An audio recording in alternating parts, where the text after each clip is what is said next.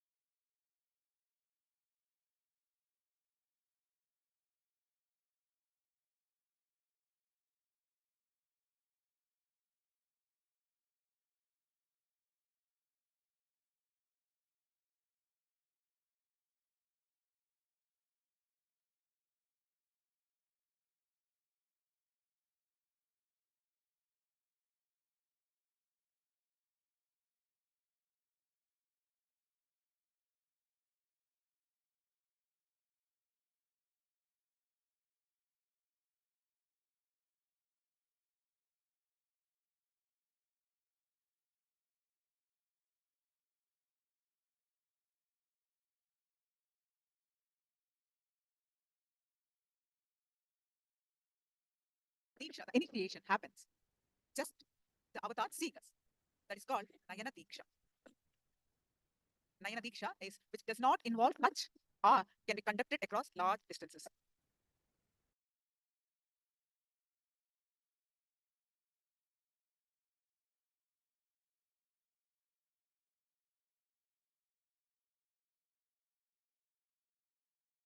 Nayana Diksha, which does not involve touch and can be conducted across large distances. It uses the principle of presence of mirror neurons in the disciple being able to reflect the energy projected by the living avatar.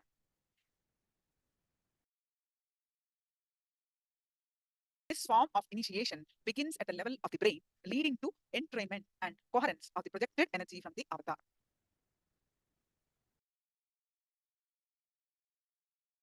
Mirror neurons are special neurons that observe and mimic the actions of the avatar's neuron activity through seeing in us. Just we see the avatar, we mirror the neurons of the avatar.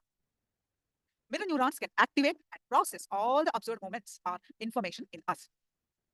Our entire body can silently and without movement recreate what is happening in the avatar just through the process of observation.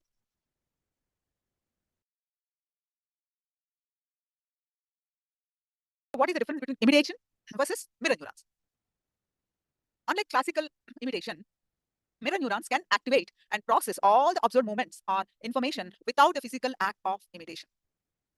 Mirror neurons are the neurons that are responsible for making us personally experience something that we witness. When a disciple watches totally absorbed, just seeing the avatar, just totally absorbed, then the same activity is replicated in his brain. Whatever is happening in the avatar, the same thing is replicated in the disciple. The same kind of electrical and neurological impulses are activated in the brain, in his brain. Just by gazing into the avatar's eyes, you are in the place of completion. Mirroring the same neurons makes us experience the cognition, energy, and the inner space of an avatar. Even without much effort from our side, our very biomemory awakens to the space of Paramashiva, the ultimate consciousness. Now let's watch the example of how the mirror neurons works. Hello again. Gaze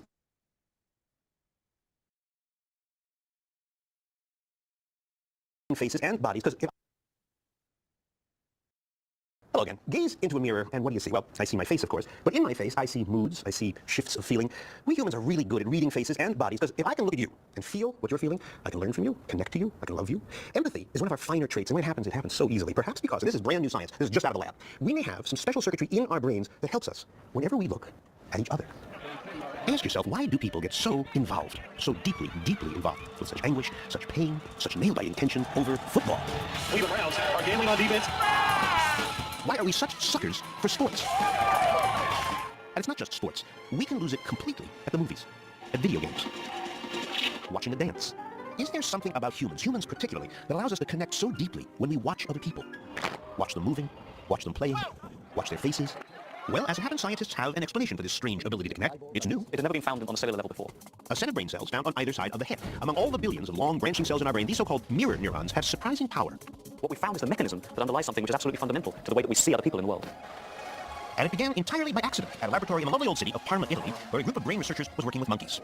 And they were testing a neuron, that's a brain cell, that always fired, made this sound, whenever the monkey would grab for a peanut. So the lab had all these peanuts around, and whenever the monkey made it to move, the neuron would fire.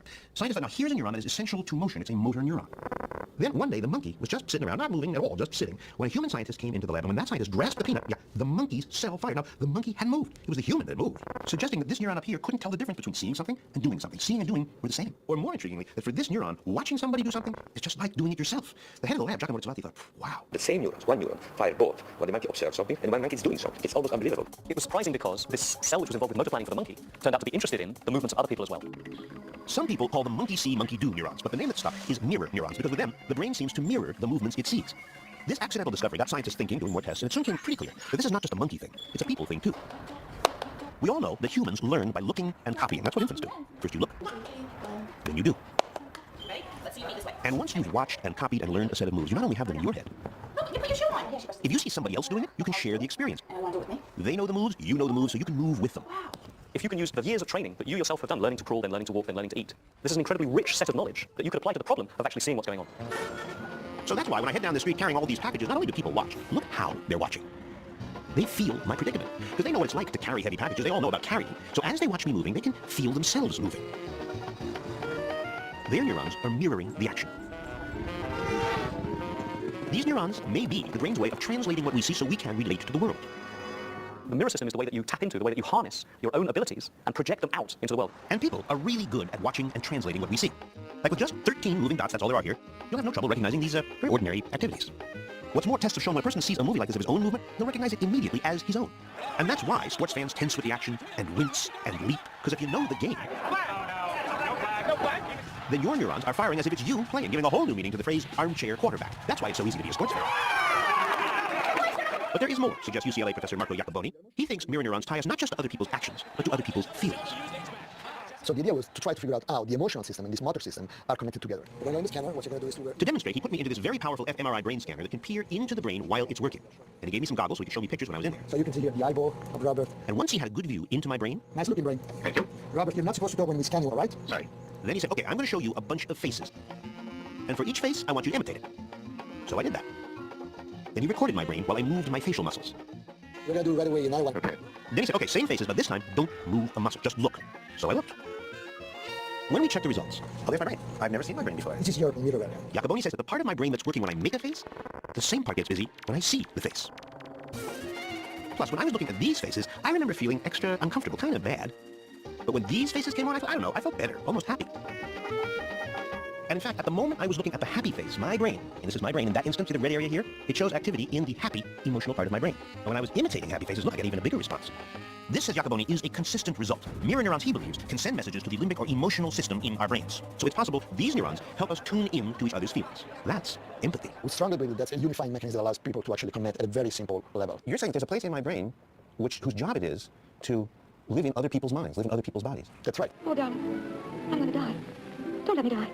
And great actors instinctively know that if they put feeling and drama into their bodies, Hold me tight. Don't let me go. their faces, we will respond. You're too brave to die. What actors are expert in is using their movements to inspire feelings in the people watching. These are the experts in the mirror system.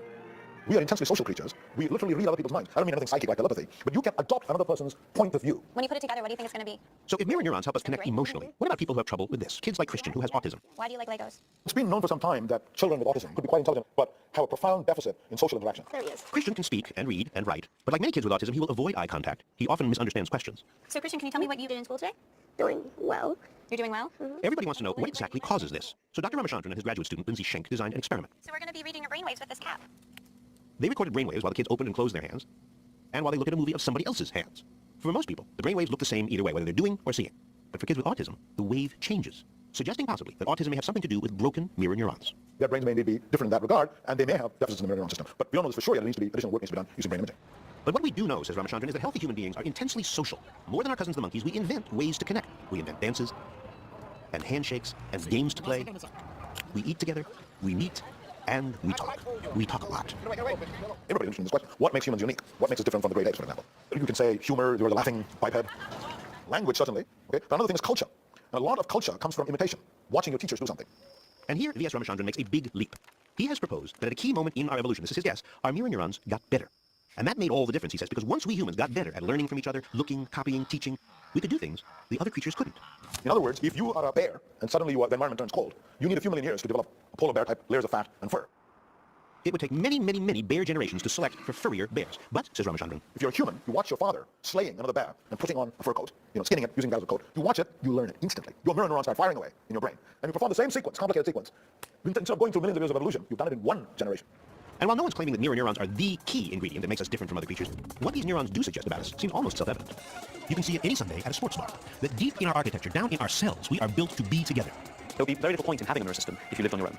There'll be a lot of point in having a digestive system if you lived on your own. There'll be a good point in having a movement system if you lived on your own. There'll be a good point in having a visual system if you lived on your own. But there'd be no point in having a mirror system. The mirror system is the most basic social brain system. It's a brain system which there's no point in having if you don't want to interact or relate to other people. But we do like to interact, and maybe now, as never before, we will understand why.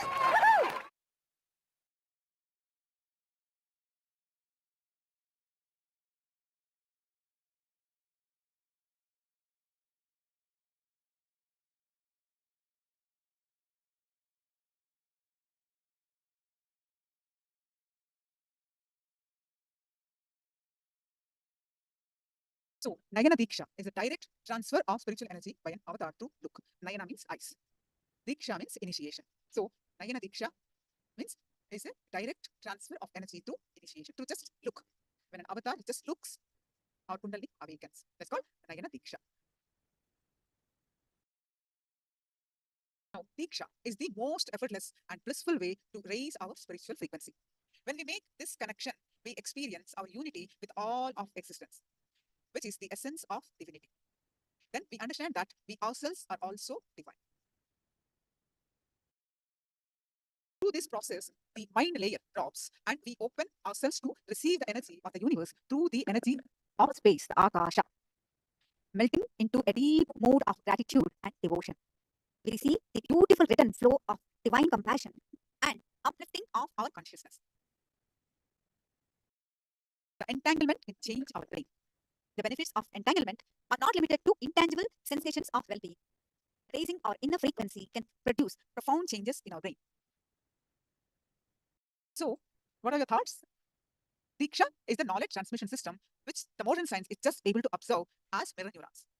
That has been the way of education in Hinduism. So, what are your thoughts on this? When you express your thoughts, that's called Vakyadasadas. Whatever you heard, whatever your thoughts on it, when you express it, that's Vakyadasadas. You can post your comments in the chat.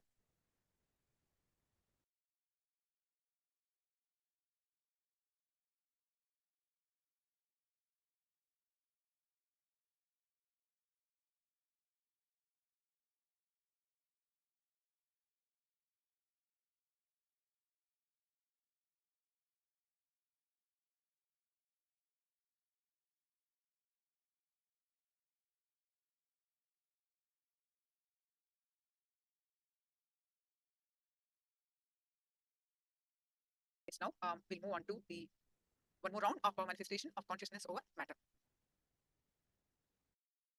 So please post your powerful cognitions from Living Enlightenment book.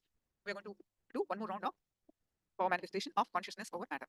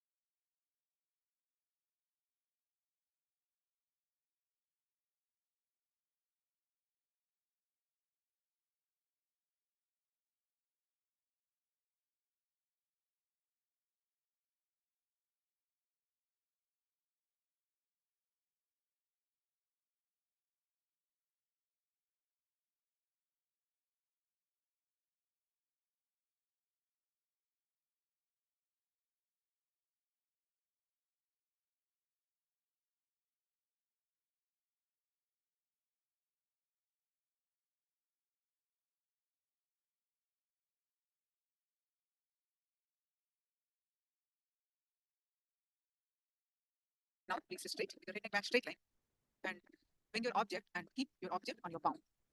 Let your palm be straight and keep your object. If you're comfortable doing with one object, you can get two objects and manifest the power of consciousness over matter simultaneously.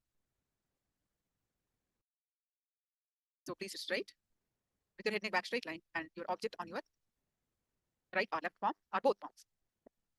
Your palm being straight. Now, once you're ready, please straight and visualize Swamiji's form in your third eye. Any thoughts, just let it come, let it go. Bring back your attention again and again to your third eye. And start chanting the Mahavakya. Om Nithyananda Paramashivoham. Start chanting the Mahavakya and experience the space of oneness. With the space of oneness, declare the object on your hand to move. Let's start intensely chant the Mahavakya.